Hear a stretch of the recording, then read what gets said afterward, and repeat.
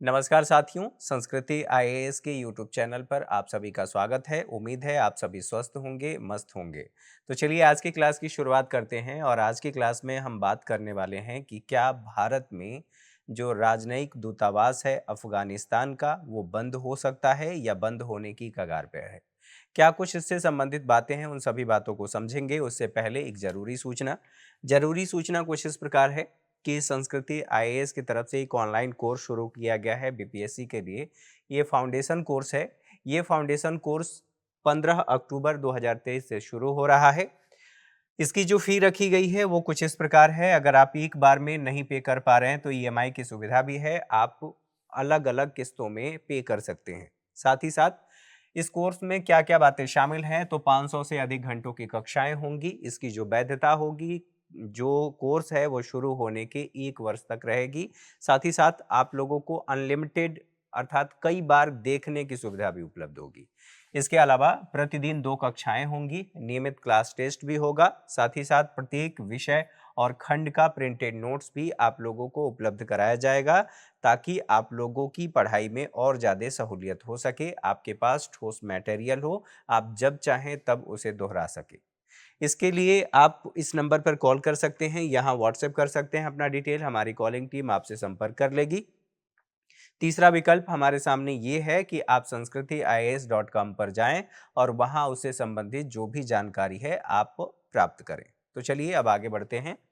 यहाँ पर आप देखिए द हिंदू में ये प्रकाशित हुआ है, Afghan consulates counter embassy decision to shut down. यहाँ पर शट डाउन की बात हो रही है कि अब ये बंद होने की कगार पर है, बंद हो सकता है, ऐसी बातें लगातार चर्चा में है, ये बातें कही जा रही हैं। तो क्या कुछ बातें हैं उनको देख लेते हैं। यहाँ पर देखिए प्रमुख बिंदु ये है कि अफगानिस्तान का दूतावास बंद करने की चर्चाएं हो रही हैं और उसको लेकर के जो अफगानिस्तान का दूतावास है और अफगानिस्तान सरकार, आप ऐसे कह सकते हैं, दूतावास ने भारत सरकार को पत्र लिख करके इसकी जानकारी दी है। साथ ही साथ जो वाणिज्यिक दूतावास हैं भारत के अन्य अलग अलग शहरों में जो स्थित हैं, जहां से वाणिज्यिक गतिविधियां संचालित होती हैं दोनों देशों के मध्य, उन्होंने इस फैसले का विरोध किया है कि इसे बंद नहीं किया जाना चाहिए। अगर भारत में अफगानिस्तान का जो दूतावास है वो बंद होता है, स्वाभाविक सी बात है, जो भारत में अफगानिस्तान के नागरिक हैं, वहाँ के छात्र हैं या वहाँ से पलायन करके जो लोग आए हैं, उन सबको दिक्कतों का सामना करना पड़ेगा। क्योंकि ये दूतावास जो होते हैं यही अन्य सारी सुविधाएं उपलब्ध कराते हैं, जहाँ से पासपोर्ट या वीज़ा इत्यादि जो भी सेवाएं होती हैं, काउंसिल सेवाएं, वो सेवाएं ये उपलब्ध कराते हैं। अगर बंद होगा तो ये सभी सेवाएं बाधित होंगी। एकमात्र ये जरिया होता है जिसके जरिए संपर्क किया जाता है या फिर आने जाने से संबंधित सुविधाएं उपलब्ध कराई जाती हैं। अब यहाँ पर इन बातों को समझने से पहले कुछ जरूरी चीजें हम मैप के जरिए देख लेते हैं और बात कर लेते हैं। आप यहाँ पर मैप पर देख रहे हैं, ये हमारा प्यारा भारत है। इसके बाद आप इधर देखेंगे तो ये पाकिस्तान है और पाकिस्तान के बाद अफगानिस्तान दिखाई दे रहा है। अफगानिस्तान को मध्य एशिया का चौराहा भी कहा जाता है। यहाँ से अन्य देशों में आप प्रवेश कर सकते हैं, अर्थात मध्य एशिया के देश। जब पाकिस्तान ने भारत को अपने क्षेत्र से होकर के जाने का रास्ता नहीं दिया तो भारत ने इसका वैकल्पिक मार्ग निकाला और यहाँ ईरान गया और ईरान से अफगानिस्तान जा रहा है। अभी स्थिति क्या है इसको थोड़ा सा समझ लेते हैं, तालिबान के बारे में भी समझ लेते हैं, फिर उसके बाद बाकी सारी चीजें समझेंगे।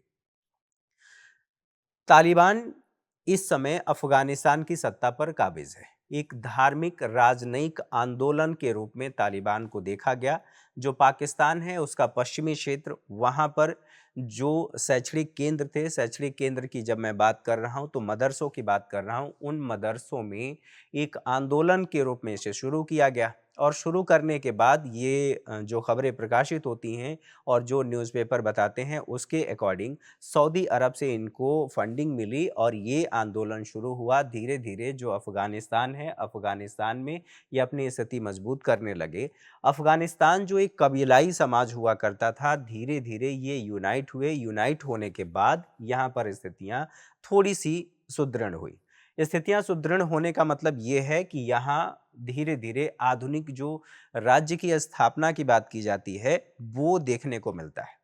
लेकिन जब द्वितीय विश्व युद्ध की बात करें और उसके बाद की जो स्थितियां देखेंगे, वर्ल्ड ऑर्डर की बात करेंगे, तो वहां पर दो परिवर्तन हुए। परिवर्तन ये हुआ, पहला ये कि जो विचारधाराओं के आधार पर पूरा विश्व बट गया था, वो दो ध्रुवों में विश्व बट गया था और उसको लेकर के लगातार शीत युद्ध की स्थिति देखी गई। तो पहली बात ये स्थिति थी। इन सभी आधारों पर अर्थात विचारधारा के आधार पर समाजवादी विचारधारा यूएसएसआर की बात करें, पूंजीवादी विचारधारा के आधार पर जो अमेरिका है वो अपना विस्तार करने लगा। इसी दौरान इन लोगों ने, जब मैं दूसरे पॉइंट की बात कर रहा हूं, तो जो यूएसएसआर था, यूएसएसआर यहां पर प्रवेश करता है। प्रवेश इसलिए किया क्योंकि इस क्षेत्र में अर्थात अफगानिस्तान में पूंजीवादी जो विचारधारा है उसका विस्तार न हो जाए। 1979 में यहाँ पर प्रवेश करता है और प्रवेश करने के बाद यहाँ अपनी स्थिति मजबूत करता है और यहाँ एक सरकार की स्थापना होती है, जिसे ये कहा जाता है कि यह यूएसएसआर समर्थित सरकार थी। यूएसएसआर समर्थित सरकार को मान्यता देने वाला अगर दक्षिण एशिया के देशों की बात करें तो दक्षिण एशियाई देशों में एकमात्र देश भारत था। सारी स्थिति यहाँ पर वैसी ही चल रही थी, सब कुछ अच्छा चल रहा था। यहाँ एक सरकार स्थापित हो गई और वो सरकार शासन करने लगी। 1994 के आसपास आप ये देखते हैं कि 1979 में यहाँ पर यूएसएसआर प्रवेश करता है, 1989 में यहाँ से जाता है और जाने के बाद धीरे धीरे जब यूएसएसआर कमज़ोर होता है, यूएसएसआर टूटता है और धीरे धीरे जो यूएसएसआर से संबंधित देश थे वो अलग होते हैं। तो जब यूएसएसआर यहाँ पर था और भारत और यूएसएसआर के संबंध बेहतर थे, उस दौरान यहाँ पर चूंकि यहाँ पर जो कुछ शक्तियाँ थी, कुछ जो स्टेक होल्डर आप कह सकते हैं, वो अमेरिकी समर्थक थे। वो इस बात का विरोध कर रहे थे, इसलिए दोनों देशों के मध्य जो संबंध थे वो काफ़ी ज़्यादा कटुतापूर्ण हो गए। आप ऐसे भी कह सकते हैं कि संबंधों में दूरी देखने को मिली। संबंधों में दूरी देखने को जरूर मिली, लेकिन उससे पहले 1950 में अफगानिस्तान और भारत के राजनयिक संबंध स्थापित हो चुके थे। ये संबंध चल रहे थे जब तालिबान 1.0 आता है 1994 के आसपास। उसके बाद यहाँ भारत और जो अफगानिस्तान के संबंध, तालिबान नहीं अफगानिस्तान के संबंध कुछ बेहतर नहीं थे। कांधार कांड होता है और भारत का जो विमान था उस विमान को अपहरण करके ले जाया जाता है वहां पर, अर्थात अफगानिस्तान में इसे रखा जाता है और फिर उसके आधार पर बार्गेनिंग की जाती है। ये सारी बातें लगभग आप लोगों को पता होगा। फिर स्थिति कुछ इस प्रकार से होती है कि जिस जिस गतिविधियों को अंजाम देने के लिए, अर्थात अपनी स्थिति को मजबूत करने के लिए अफगानिस्तान में अमेरिका ने यहाँ पर कुछ आतंकवादियों को समर्थन देना शुरू करता है और वो समर्थन आप अल-कायदा के रूप में देखते हैं। अल-कायदा जिसे ओसामा बिन लादेन लीड कर रहे थे। ओसामा बिन लादेन ने, एक समय ऐसा आया जब ओसामा बिन लादेन अमेरिका के शहर पर अटैक करता है और यह 9/11 की घटना के नाम से जानी जाती है। जो अमेरिका का रक्षा विभाग पेंटागन वहां पर अटैक हुआ और अटैक होने के बाद फिर अमेरिका को यह एहसास हुआ कि दरअसल हमने नाग पाल लिया था और फिर अमेरिका वर्ष 2001 में अफगानिस्तान में घुसता है और अफगानिस्तान में घुसने के बाद यहाँ पर एक लोकतांत्रिक सरकार की स्थापना होती है। जो अंतिम लोकतांत्रिक सरकार यहाँ पर थी उन्हें अशरफ गनी की सरकार कहा जाता है, जो 2021 तक, अगस्त 2021 तक यहाँ पर सत्ता पर काबिज थे। और जैसे ही तालिबान यहाँ पर सत्ता में आया वैसे ही इनको बेदखल कर दिया गया, अर्थात ये यहाँ से, अशरफ गनी यहाँ से भाग करके अपनी जान बचाए। अब यहाँ पर धर्म आधारित राजतंत्र है, अर्थात आप ऐसा कह सकते हैं कि जो इस्लाम में शरीयत है, शरीयत आधारित कानून के द्वारा ये अफगानिस्तान शासित हो रहा है। भारत हमेशा से कहता रहा है कि अफगानिस्तान में अफगान लीड, अफगान ओन सरकार होनी चाहिए और भारत इस अपने वक्तव्य पर अभी भी अडिग है। लेकिन चूंकि यहाँ पर जब सरकार स्थापित हो चुकी है, राजनीतिक सत्ता इनके हाथ में है और भारत काफी लंबे समय से इनको अपनी सेवाएं देता रहा है। सेवाएं देने का मतलब कि कई तरह से मदद भारत करता रहा है। यहाँ पर देखेंगे सलमा डैम की बात कर लीजिए, यहाँ के संसद भवन की बात कर लीजिए, भारत ने पुनर्निर्माण में इनकी मदद की। यहाँ के जो पुलिस हैं, सैनिक हैं, उनको प्रशिक्षण भी देने का कार्य शुरू किया, प्रशिक्षण भी दिया। उसके बाद सहतूत बांध के लिए समझौता भी हुआ, सब कुछ हुआ। लेकिन यहाँ पर जब अफगानिस्तान में तालिबान की सरकार आई तो ये सारी चीज़ें खटाई में पड़ गई। खटाई में पड़ने का मतलब ये है कि अब यहाँ पर क्या किया जाए। भारत चूंकि एक लोकतांत्रिक देश है, इसलिए तालिबान में या तालिबान के साथ सीधे तौर पर हाथ नहीं मिला सकता, क्योंकि यह जो सरकार है वो लोकतांत्रिक सरकार नहीं है। यहाँ आप तालिबान का लिटरल मीनिंग होता है छात्र। लेकिन यहाँ पर जो स्थितियां हैं और जो अभी महिलाओं के अधिकारों को लेकर के या जो कानून लागू किया जा रहा है महिलाओं के शिक्षा को लेकर के, तमाम तरह की स्थितियां देखने और सुनने को मिलता है। अभी स्थिति ये है कि यहाँ से अर्थात दिल्ली में जो दूतावास था वो बंद होने की कगार पर आ चुका है, क्योंकि वो जो दूतावास और उस दूतावास में जो राजनयिक नियुक्त हुए थे वो अशरफ गनी के द्वारा नियुक्त हुए थे। अब चूंकि अशरफ गनी की सरकार रही नहीं, समस्या ये है कि भारत इस सरकार को, तालिबान की सरकार को मान्यता नहीं देता। मान्यता नहीं देने का मतलब ये है कि यहाँ से कोई राजनयिक संबंध हमारे नहीं होंगे। और जब यहाँ पर तालिबान सत्ता में आया था तो यहाँ पर जो राजनयिक थे, उन राजनयिक को भारत ने वापस बुला लिया था, अस्थायी तौर पर अपने दूतावास को बंद कर दिया था। अब स्वाभाविक सी बात है कि जब तक भारत इस सरकार को मान्यता नहीं देगा, तब तक यहाँ से भारत में जो भी राजनयिक हैं या तालिबान राजनयिक नियुक्त करना चाहें तो वो तालिबान राजनयिक नियुक्त नहीं कर सकता, क्योंकि भारत ने उसको मान्यता नहीं दिया है। स्वाभाविक सी बात है, इससे दोनों देशों के संबंधों पर प्रभाव पड़ेगा। और न केवल प्रभाव पड़ेगा बल्कि भारत के सामने चुनौती यह भी है कि यहाँ पर ट्रायंगल बन रहा है। ट्रायंगल कौन कौन सा और किन देशों को लेकर के ट्रायंगल बन रहा है, तो आप यहाँ पर बात करेंगे अफगानिस्तान जो तालिबान है, पाकिस्तान और चीन आपको देखने को मिलेगा। इन तीनों का ट्रायंगल बन रहा है, तीनों एक साथ आ गए हैं। भारत की स्थिति यहाँ पर कमजोर हो चुकी है और ज़्यादा कमजोर हो सकती है। हालांकि भारत ने बैकडोर एंट्री किया है, बैकडोर पॉलिसी के माध्यम से अफगानिस्तान में तालिबान के साथ अपने संबंधों को मजबूत करने की हर संभव कोशिश कर रहा है। भारत खुले तौर पर नहीं कर सकता, क्योंकि भारत एक लोकतांत्रिक देश है, जैसा कि मैंने पहले भी बताया। इन सभी बातों को समझने के बाद अब बात कर लेते हैं इससे संबंधित क्या क्या बातें हैं और क्या क्या बातें हमें देखना चाहिए। भारत में अफगानिस्तान के दूतावास की बात करें तो तालिबान अगस्त 2021 में अफगानिस्तान के सत्ता पर अधिकार कर लिया। लेकिन उससे पहले जो यहाँ पर अर्थात भारत में जो राजनयिक दूतावास था, उस दूतावास की कमान जो दी गई थी वो फरीद को दी गई थी। फरीद अर्थात आप ऐसे कह सकते हैं कि निर्वाचित सरकार द्वारा नियुक्त यहाँ पर राजनयिक थे। अन्य देश की बात करें तो अन्य देशों ने इनको मान्यता नहीं दिया है, अर्थात तालिबान की सरकार को मान्यता नहीं दिया है और न ही अपने यहाँ राजनयिकों की नियुक्ति की है। फिर भी कुछ देश ऐसे हैं, जैसे आप पाकिस्तान की बात कर लीजिए, इसके अलावा आप चीन की बात कर लीजिए, रूस की बात कर लीजिए, यहाँ पर इन लोगों ने मान्यता दिया है और मान्यता दे करके संबंधों की शुरुआत की है। फिलहाल यहाँ पर वो देश हैं, रूस है, चीन है, पाकिस्तान है और ईरान है। इसके अलावा यहाँ पर बातें ये की जा रही हैं कि विवाद में भारत की स्थिति क्या है। भारत अस्थायी तौर पर अपना दूतावास बंद कर दिया था। भारत का ये कहना है कि वहाँ पर समावेशी सरकार का गठन होना चाहिए। साथ ही साथ दूतावास विवाद पर भारत का क्या पक्ष है, तो भारत का ये कहना है कि यह अफगानिस्तान का अंदरूनी मामला है, इसमें हम कोई हस्तक्षेप नहीं कर सकते। स्वाभाविक सी बात है। तालिबान सरकार की बात करें तो भारत की सहमति के बिना यहाँ पर कोई भी अपना दूतावास न तो खोल सकती है और न ही अपने राजनयिकों की नियुक्ति कर सकती है। कहने का मतलब ये है, दोनों देशों के संबंधों पर प्रभाव होगा और ऐसी स्थिति में जब ट्रायंगल बना हुआ है और ज़्यादा प्रभावित होने की संभावना है। राजदूत की नियुक्ति की बात करें तो तालिबान को मान्यता देने के बाद ही होगा, अर्थात जब भारत सरकार तालिबान की सरकार को मान्यता दे देगी। दूतावास बंद होने से क्या क्या नुकसान होंगे, तो जितने भी दस्तावेज हैं, चाहे आप पासपोर्ट की बात कर लीजिए या फिर वीजा की बात कर लीजिए, उनका प्रमाणीकरण नहीं हो पाएगा। क्योंकि इन्हीं के माध्यम से प्रमाणित किया जाता है।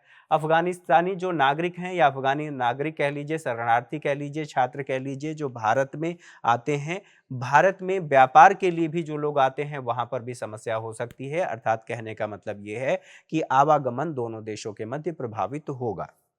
इसके अलावा आधिकारिक वार्ता का जो रास्ता है दोनों देशों के मध्य, वो आधिकारिक वार्ता का रास्ता भी बंद हो सकता है।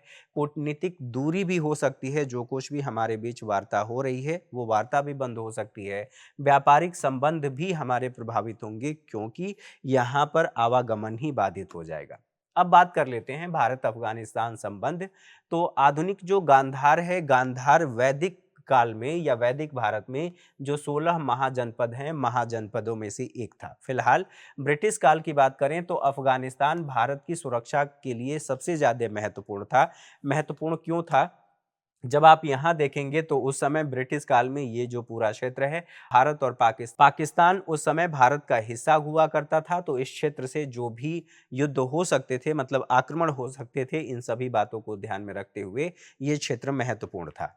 इसके अलावा यहाँ पर बात ये कही जा रही है, ये सब तो सारी बातें हैं ही। राजनयिक संबंधों की शुरुआत जो मैंने बताया कि 1950 में हुआ। भारत और रूस की निकटता को ध्यान में रखते हुए दोनों देशों के मध्य दूरी बनती गई, और बनने के बाद यूएसएसआर का अफगानिस्तान में 1979 में आक्रमण होता है, और यह 89 तक यहाँ पर यूएसएसआर रहता है। फिर अमेरिका का हस्तक्षेप होता है। जैसा कि मैंने बताया, भारत अफगानिस्तान संबंधों में गिरावट इस समय देखने को मिली, और जो मैंने कांधार वाला मामला बताया, वर्ष 1980 का दशक, अफगानिस्तान की बात करें तो डेमोक्रेटिक रिपब्लिक ऑफ अफगानिस्तान सरकार की स्थापना हुई थी, जो यूएसएसआर समर्थित थी।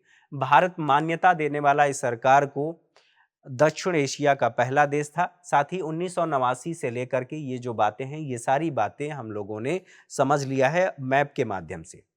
यहाँ पर तालिबान 1.0 जब देखने को मिला, उस समय भारत सरकार ने मान्यता नहीं दिया था। इसके अलावा अब बात आती है दिसंबर 1999 जो कांधार विमान कांड हुआ था, उसके बाद 2001 में जैसा कि मैंने बताया कि 9/11 की घटना हुई थी, और फिर यहाँ पर अफगानिस्तान में जो अमेरिका के नेतृत्व में नाटो की सेनाएं प्रवेश की, और नाटो सेनाओं ने मिल करके यहाँ पर एक लोकतांत्रिक सरकार की स्थापना की। अब यहाँ तक बातें समझ में आ गई। अफगानिस्तान में नवनिर्वाचित सरकार की स्थापना होती है, और स्थापना के बाद भारत अफगानिस्तान राजनयिक संबंध स्थापित होते हैं। फिर भारत इन सभी बातों को ध्यान में रखते हुए और अपने इस देश के साथ रणनीतिक संबंधों की मजबूती को ध्यान में रखते हुए राहत और पुनर्निर्माण का कार्य करता है। जैसे सलमा डैम की बात कर लीजिए, या फिर जो संसद भवन है उसके निर्माण की बात कर लीजिए, जो मैंने सहतूत बांध बताया उसको लेकर के जो समझौता हुआ, वहाँ के पुलिस जो हैं उनको प्रशिक्षण देने की बात कर लीजिए, अन्य जो सहायता और पुनर्निर्माण कार्य भारत ने किया, उन सबको इसमें शामिल किया जा सकता है।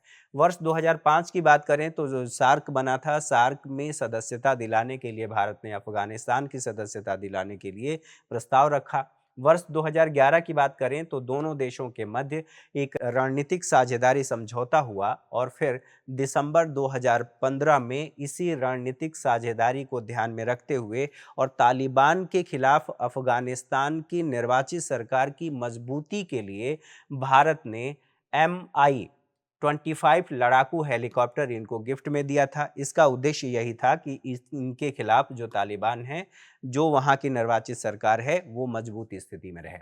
पुनर्निर्माण कार्यों की बात करें तो यहाँ पर अफगान संसद का निर्माण, सलमा डैम, सहतूत और शिक्षा क्षमता विकास इत्यादि इत्यादि क्षेत्रों में भारत सरकार ने प्रयास किए हैं। ऐसी स्थिति में जब ट्रायंगल बन रहा है चीन, पाकिस्तान और अफगानिस्तान का, और यदि तालिबान और पाकिस्तान की सेना एक साथ आते हैं, हालांकि संबंध उनके हैं, अगर और ज़्यादा संबंध मजबूत होते हैं, ऐसी स्थिति में भारत के सामने सुरक्षा चुनौतियां बढ़ सकती हैं। हालांकि इन सभी बातों को ध्यान में रखते हुए जब लगातार चर्चाएं हुई तो उस पर तालिबान ने ये कहा था कि तालिबान किसी भी देश का पिछलग्गू नहीं है, वह पाकिस्तान के इशारे पर कार्य नहीं करता है। वो बातें ठीक हैं, लेकिन भारत की सुरक्षा बाधित हो सकती है। ऐसी स्थिति में अब देखना ये होगा कि क्या भारत तालिबान को मान्यता देगा। राजनयिक संबंधों की स्थापना आगे बढ़ेगी या नहीं बढ़ेगी, ये भविष्य के गर्भ में छिपा है। इससे संबंधित बातों को फिर हम अगली क्लास में जब भी इससे संबंधित अपडेट होगी हम समझेंगे। आज के लिए मेरे साथ इतना ही। Thank you for watching.